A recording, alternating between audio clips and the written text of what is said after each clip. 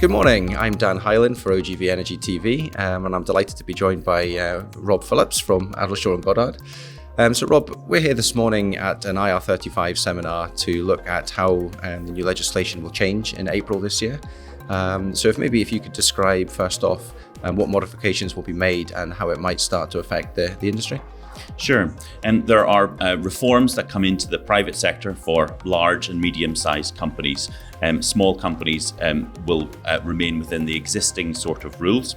It's the Finance Bill 2019, the final text of which comes out on the 11th of March, and we've got a fair idea of what it's going to say, but there could be some final tweaks to that. And that will change the Income Taxes, Earnings and Pensions Act 2003 and bring in new pieces of legislation. Okay, so the government have obviously promised a review, which they're doing at the moment. Will there be much change to that, and will it definitely go ahead? In my view, I think the reform's definitely going to be implemented on the 6th of April 2020. And I say that for one main reason. The reform's designed to address an issue of non-compliance, and HMRC suggests that it's up to 700 million a year being lost in terms of revenue. So any delay is a delay to try and catch that money. So I think that's unlikely.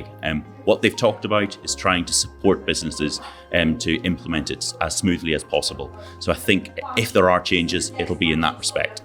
Okay, what advice do you have for the supply chain for the energy sector at the moment in terms of preparing for this? So for companies within the supply chain, they really do need to act and make decisions on this.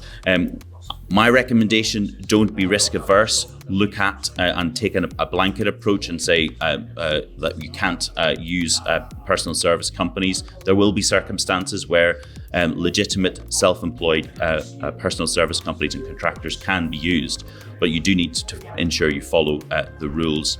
Ensure that your contracts with those personal service companies and your agencies are updated to reflect the change to legislation. That's key. Okay, well, thank you very much for your time this morning, Rob. Thank you. Much appreciated.